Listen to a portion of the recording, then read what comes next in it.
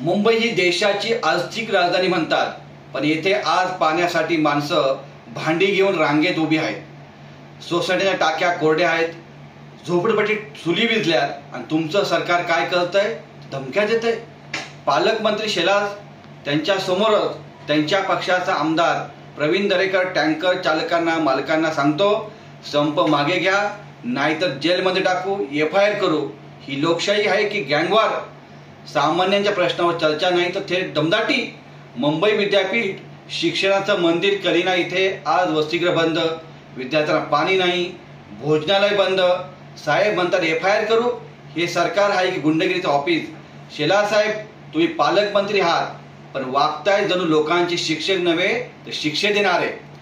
Tanker चालकांची चूक असू शकते, पण तोडगा चर्चेने निघतो. दम दिला की संघर्ष वाढतो. हे साधं समजत नाही का? ही धमकीचं राजकारण थांबवा. मुंबईकरांना धमक्या नकोत. पाणी हवंय.